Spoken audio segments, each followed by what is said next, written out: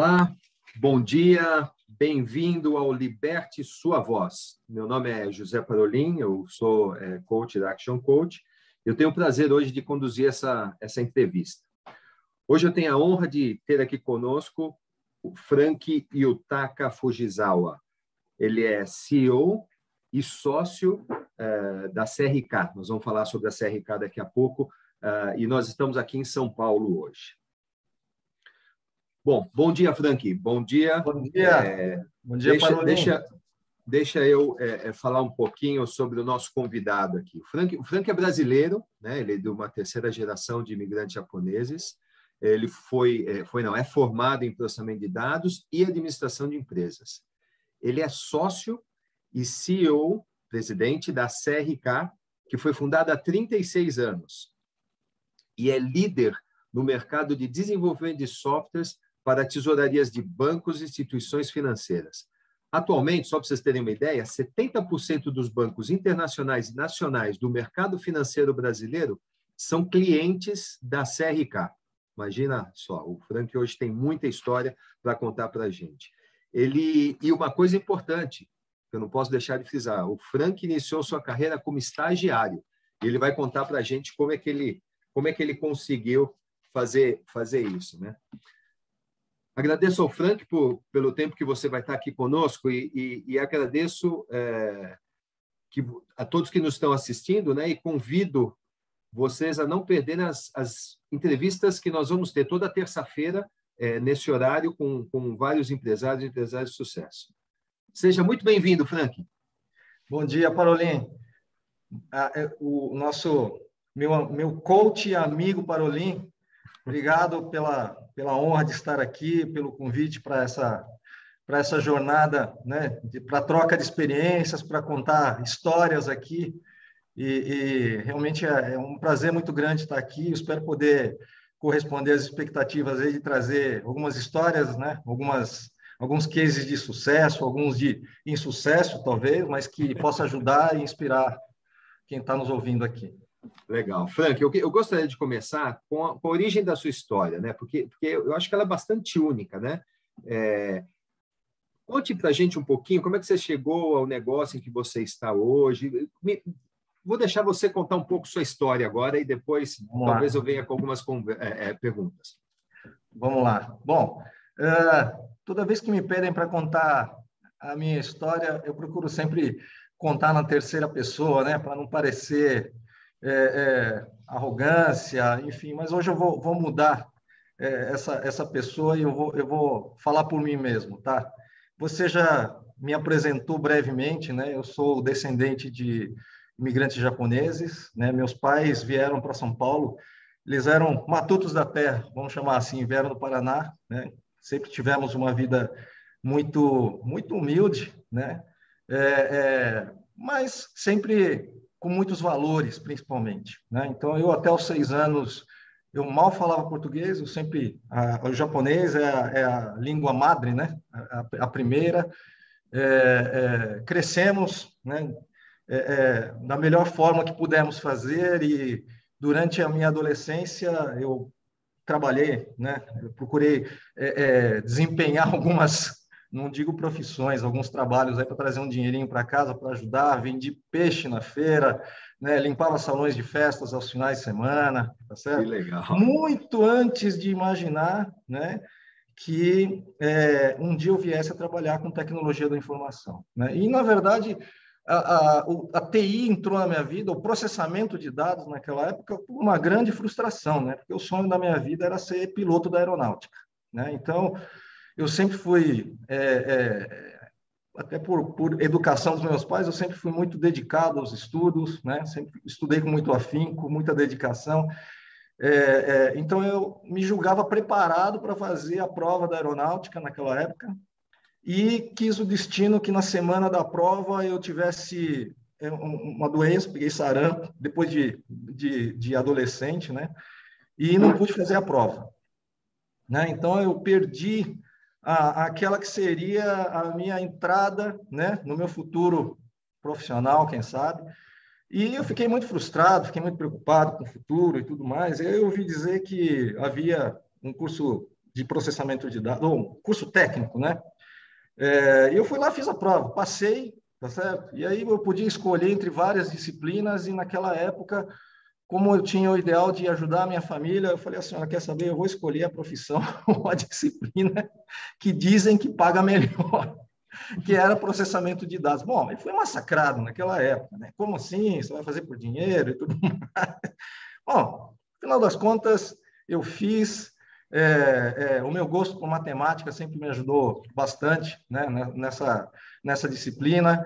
E aí a gente já começa a entrar um pouco na história da CRK, né? Chegou a época de fazer o estágio, né, para a formação, para a conclusão do curso. E olhando os murais lá da escola, eu encontrei uma oportunidade, uma vaga de estágio. E eu sempre morei numa cidade próxima a São Paulo, né, interior, vamos chamar assim, né, caipira do interior, nunca tinha vindo para a Avenida Paulista, tinha medo de andar na cidade grande, enfim, né? Então, a minha primeira entrevista foi na Avenida Paulista, em pleno centro financeiro brasileiro na década de 80, né? Então, eu cheguei na Avenida Paulista, muito medo, muito receio sobre o futuro, que seria aquela entrevista, nunca tinha feito uma entrevista daquela magnitude, vamos chamar assim, né? E quando eu cheguei no endereço, bati na porta, assim, do escritório, e um senhor abriu a porta, né? Eu olhei uma sala muito pequena, né? Vazia, e o senhor me disse, você que é o candidato ao estágio aqui? Eu falei, sim, né? Então faz uma coisa, você entra, sente-se no chão, que eu vou pedir uma cadeira emprestada aqui ao lado para te entrevistar. E eu pensava com os meus botões, eu falava assim, olha, eu acho que eu empresa é essa, hein? dancei, né? Eu acho que não vai dar certo, comecei muito mal a minha carreira. E, de fato, lá veio o senhor trazendo uma cadeira do escritório vizinho, sentou-se diante de mim e disse assim, olha, jovem, nós somos bancários, né? Temos um projeto muito bacana em mente, nós queremos construir, desenvolver o melhor sistema para bancos do Brasil. E eu olhava para ele assim para cima e falava assim, mas a gente vai fazer isso aonde? Aqui? Falava, sem não se cadeira? Sem preocupe, cadeira? sem cadeira, sem mesa, sem computador, sem nada. Falava, não se preocupe, jovem, o que a gente precisa é de muita seriedade, muita dedicação, muita responsabilidade da tua parte, e se tudo der certo na vida, você vai ser sócio da empresa. Eu falava assim, olha, eu estou sendo enganado, né, mas eu falei para o senhor, olha, o que vai ser daqui eu não me importo, se você assinar meu relatório de estágio, eu estou com você, vamos adiante. Né? E assim começamos. Os primeiros 20 dias eu trabalhei sentado no carpete, não tínhamos dinheiro nem para comprar mesas, cadeiras, né? Computadores, muito menos. Então, os meus chefes da época, eles vinham na hora do almoço me passar o trabalho, e eu falava assim, mas não temos computador para desenvolver, né? Porque eu era desenvolvedor, programador de computadores, e eles vinham me passar as tarefas, e eu escrevia os programas em formulários da época, né? E aos finais de semana íamos para um showroom de uma empresa de montagem de computadores, de microcomputadores naquela época, para a gente digitar os programas, salvar em disquetes e na segunda-feira voltar novamente ao nosso escritório. E aí a gente fazia assim o ciclo, né? Então os primeiros 2 anos foram de muito trabalho, nada de feriados, nada de finais de semana e tudo mais. Depois de 2 anos, né? Depois de uma passagem importante, naquela época eu passei na faculdade, na FUVEST, né? Em matemática, meu grande sonho da vida. Quem sabe um dia eu seria professor de matemática, né? Esse era o seu sonho?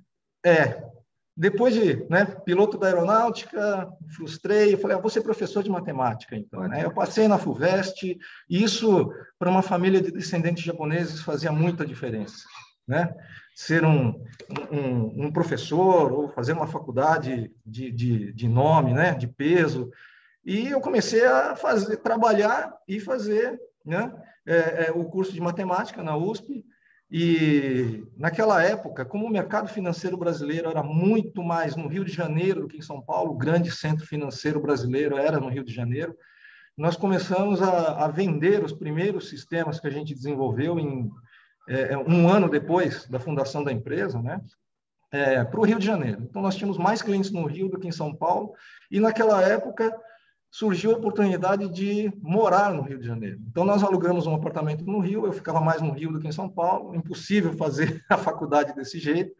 A segunda grande frustração na vida, né, foi trancar a faculdade de matemática, né, que eu nunca mais voltei para fazer, para concluir.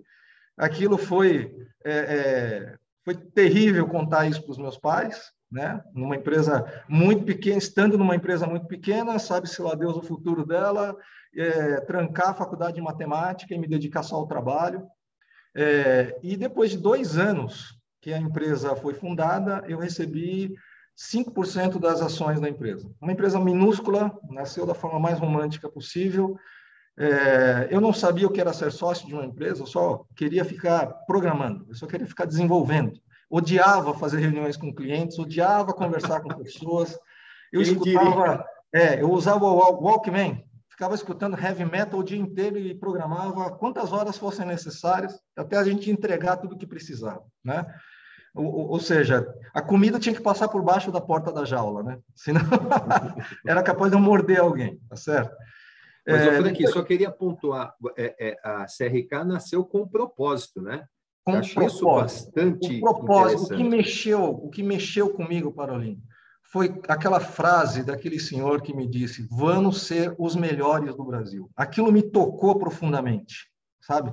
Começando absolutamente do nada. Vamos ser os melhores do Brasil. Eu falei, vamos ser os melhores do Brasil, então. Né? Então, recebi propostas, né, para ser estagiário de multinacionais, de grandes empresas, de bancos, e não aceitei. Eu falei, você quer saber? Comprei essa briga, vamos adiante. Eu vou ser muito sério com esse compromisso que eu estou amarrando aqui com os meus chefes, né? Com quem eu aprendi muito, não tenha dúvida disso. Pessoas muito valorosas, sempre me ensinaram muito, tenho um respeito enorme por eles, tenho ótima relação com eles até hoje, né? Então, 3 anos depois da fundação da empresa, o nosso primeiro sistema, nosso primeiro produto, virou líder de mercado. Né, numa época em que o Brasil tinha uma economia muito volátil, a inflação explosiva, os investimentos em bancos, né, eles eram muito especulativos, então a gente acabou vendendo muito o sistema naquela época, né, nos tornamos líderes de mercado. E nós estamos falando década de 80? Desculpa. Isso foi em 1988, a empresa foi fundada em 85. Né? Então, naquela época, o governo era bastante... A inflação no Brasil era muito galopante, né? Era muito alta. Então, nós ficamos assim, em 4 sócios, eu sendo sempre minoritário, sempre cuidando de desenvolvimento dos principais produtos da empresa, né? Até que chegou 1999. Em 1999, já éramos líderes absolutos no mercado, disparados, né? Praticamente sem concorrentes, já com a vida feita, vamos chamar assim. Eu tinha 32 anos naquela época lá, e eu falava assim, gente, será que é só isso mesmo? Quer dizer, será que a vida, né, os nossos sonhos, nossos objetivos são atingidos tão rápidos assim? Que grande engano, não? Puxa vida, né? Então, em 99 é que realmente começa um segundo grande ciclo da empresa, né? Que foi determinado por uma reestruturação societária que a gente iniciou, né, em 99. Os sócios fundadores da empresa queriam sair do mercado financeiro, achavam que a gente já tinha feito muito, trabalhado muito, ganhado muito, crescido demais, né? E tinha chegado a hora de descansar, de gozar a vida, né? De investir menos na empresa. E como eu sempre cuidei muito dos sistemas, das tecnologias da empresa, eu fui absolutamente contra aquela ideia. E a gente acabou, né, criando um movimento de reestruturação societária que terminou 3 anos depois, né? Praticamente 2 anos. Começou no janeiro de 2000, terminou no meio de 2002, onde eu acabei adquirindo 100% das ações da empresa. Né? Naquela época, Parolin, eu fui chamado de louco, de insano, né? Eu tinha assumido uma dívida gigantesca com os meus ex-patrões, né? Com os sócios da empresa, eu tinha que pagá-los no longo prazo. e, ao mesmo tempo, tinha que investir na modernização de todos os softwares da empresa, porque no ano nesse período de 2000 a 2002, o Brasil tinha passado pela maior transformação tecnológica da sua história, do mercado financeiro, né, do mercado bancário, que foi a implantação dos pagamentos instantâneos, né, dos pagamentos em tempo real, que é a famosa TED, né? Hoje, para nós, TED é carne de vaca, né? Todo mundo sabe o que é TED. Tem que ter dinheiro na conta para transferir para outra, tá certo? Fazer um pagamento. Então, naquela época, não. Naquela época não era tão comum assim. O Brasil passou absolutamente a ser um expoente, né, na tecnologia bancária mundial, por conta desse grande projeto que foi implantado pelo Banco Central, e a CRK, naquela época, por ser líder de mercado, ela criou um produto, né, voltado a atender essa nova sistemática de pagamentos. E aí a empresa teve que fazer grandes investimentos, né? A gente implantou em vários bancos, em dezenas de bancos, aquele novo software que nós desenvolvemos. Então a empresa tinha praticamente gasto todo o seu dinheiro para desenvolver aquele novo produto, né, revolucionário, mas que nos colocava num nível de exposição muito alto no mercado, né? Então, em 2002, quando eu finalizei as negociações para comprar todas as ações dos sócios fundadores, né, assumi uma dívida de longo prazo com eles e tinha que fazer investimento na modernização de todos os produtos da empresa para poder se conectar, né, com um novo sistema de pagamentos. Então, eu fui chamado de louco, enfim. E a vida, né? Eu decidi fazer investimentos naquela época, investi muito, né? Direcionei muitos investimentos na empresa na formação de novos profissionais, né? Mudamos a sede da empresa de São Paulo, na Vila Mariana, fomos para São Caetano do Sul, através de uma parceria que a gente fez com a Universidade de São Caetano do Sul. E desde então, desde 2003, nós formamos mais de 300 novos profissionais das universidades do ABC, do mercado financeiro, para tecnologia da informação, engenharia de software, gestão de projetos. Então, a gente sempre investiu muito na formação de novos talentos no mercado, né? Bom, eu fiquei como único sócio da empresa até 2016. Em 2016, eu decidi abrir o capital da empresa, né, para investidores minoritários que trouxessem uma profissionalização, a profissionalização da empresa, a preparação da CRK para um terceiro grande ciclo de crescimento, vamos chamar assim, né, que seria a abertura de capital, né? Então, para isso, nós precisaremos implantar governança, reestruturar as finanças da empresa, né?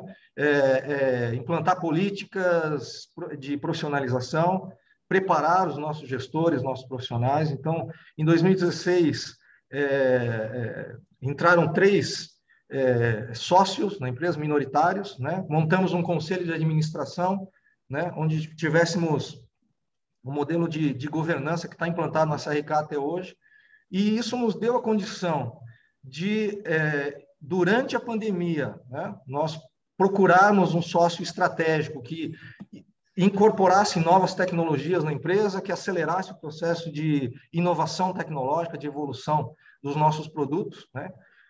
E após um ano de negociações, em fevereiro de 2021, a gente acabou iniciando um novo processo que culminou em julho com a entrada de um novo sócio estratégico na empresa, né? Que me deixa muito feliz, né, pelo atingimento de todos os objetivos que a gente conseguiu, né? Em tão pouco tempo, a gente já é possível enxergar ganhos qualitativos, evolução tecnológica, entrada de inovação, a mudança do mindset da empresa, né? E é importante ressaltar que no final de 2020, acho que a reta final, o sprint final que nos deu essa preparação, tanto dos executivos, minha, quanto dos executivos da empresa, quanto dos gestores da empresa, foi o trabalho que a gente fez com a Action Coach, né? Com o coaching seu, né? De outros profissionais, outros consultores fantásticos aí da Action Coach, que nos trouxeram essa robustez em termos de gestão, né, para que a gente pudesse estar preparados para a entrada de um sócio de peso como esse, multinacional, presente em mais de 40 países, né, América Latina, em está entrando forte agora nos Estados Unidos, vai fazer a internacionalização dos nossos produtos. Então, eu tenho muito a agradecer a você, Action Coach, o Gildo, a Mônica, né, por ter feito esse trabalho conosco. Muito obrigado, Frank, pelo seu comentário. Mas eu queria voltar na sua história aí, porque a sua história é única, né? Quer dizer, de estagiário a dono e depois fazer toda essa movimentação agora. Hoje, né? E a gente sabe que o mercado financeiro é um mercado que está mudando, né? E tem mudado muito. Qual que é o maior desafio que você enfrenta e como é que você pensa que vai superá-lo? Conta um pouco para a gente isso. Parolim, o maior desafio da CRK é promover uma grande transformação de uma organização que é líder de mercado há mais de 3 décadas. Isso propicia, é muito fácil você entrar numa zona de conforto, né? De você falar, eu sou líder, eu faturo bem, eu tenho muitos clientes que são fiéis há mais de 20, 30 anos, estão comigo, né? Então, fazer a transformação de uma empresa como essa, para entrar num novo ciclo de crescimento, onde a gente, daqui a alguns anos, nossos principais concorrentes serão grandes multinacionais, grandes empresas globais que estão entrando no mercado brasileiro, no mercado financeiro brasileiro, né? Manter, né, junto com essa transformação da empresa, o equilíbrio das relações, esse é o segundo ponto, o segundo grande desafio, o equilíbrio dos relacionamentos que eu tenho com novos sócios, com sócios atuais, com os clientes, com os gestores, né? Então, você tem que ter uma capacidade de equilíbrio de relações enorme. E o terceiro ponto, você tem que inspirar pessoas. Esse é um grande desafio, né? Não impor para trazer o engajamento devido das pessoas, porque sozinho você não consegue fazer nada, né? Então, nós temos hoje mais de uma centena de profissionais extremamente valorosos, fiéis à empresa, então nós temos que inspirá-los, né? Então, fazer essas três grandes conjugações é um grande desafio na minha vida, isso me motiva demais. Frank, é interessante isso daí que você falou agora, né? Motivar, inspirar. Você também tem um relacionamento muito importante, né, nesse mercado financeiro, né? Você atende vários bancos, tal. Como é que isso tem mudado? Quer dizer, como que o relacionamento com esse mercado, com seus clientes, com as pessoas, como isso tem mudado? E como é que você tem se preparado para isso ou preparado a CRK para isso? No fundo, a CRK sempre foi uma empresa muito, muito baseada no seu relacionamento com os clientes, tá? Nós sempre fomos uma empresa muito voltada para o cliente, né? Então, entender as expectativas, ouvir, né, o cliente, ouvir seus desafios, suas estratégias, né? Então, eu tenho usado uma expressão ao longo da minha história profissional, Parolim, que é arrogância técnica, sabe? Quando nós somos técnicos, tecnólogos de ponta, trabalhamos com inovação, né? Então, a gente sempre tem aquela crença de que tudo que a gente faz é sempre o melhor, a gente não precisa ouvir o outro lado, né? Então, a gente acaba ficando arrogante, sabe? Então, eu acho que o mais importante, né? Você ter o respeito pelo próximo, baixar a sua bola, né? E você aprender a ouvir o outro lado, né? E não impor o seu padrão, o seu mindset, o seu entendimento. É a forma como a gente tem se capacitado para passar por tantas décadas, por tantos tsunamis que já aconteceram na nossa vida, na nossa história, né? Eu vou te fazer uma pergunta aqui que acho que todo mundo gostaria de fazer para você. Vamos lá. Se você tivesse a oportunidade de aconselhar você mesmo, quando você tivesse 15 anos, 16 anos, que conselho você daria? Ou seja, eu estou perguntando, que conselho você daria à juventude hoje, esses meninos que estão, do mesmo jeito que você, saíram aí para procurar seu futuro, para cumprir seus sonhos? Eu diria aquilo que eu intuitivamente fiz, não me arrependo de ter feito, faria tudo de novo, mas eu diria para esse jovem, né, de 15, 16 anos, invista no seu aprendizado, invista, né, no aprendizado e nas pessoas que vão te levar longe, né?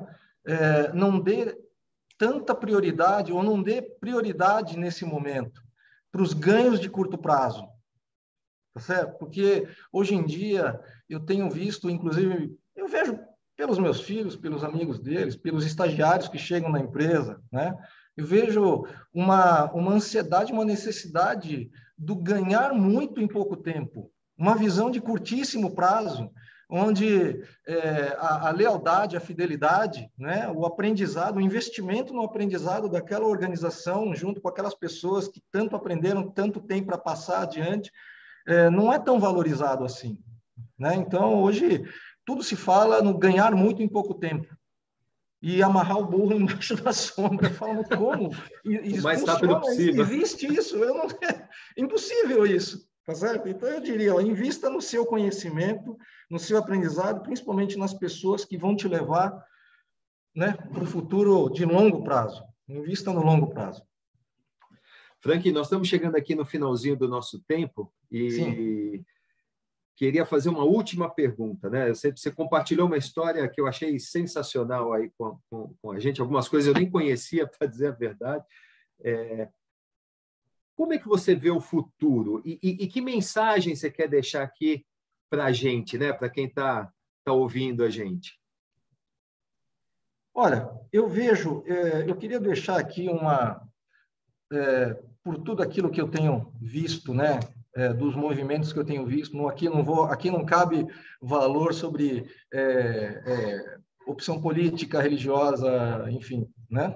Mas o que eu tenho visto é assim, nós somos muito bombardeados, né, pelas informações que a gente recebe diariamente e nós somos muito influenciados pelo que a gente ouve.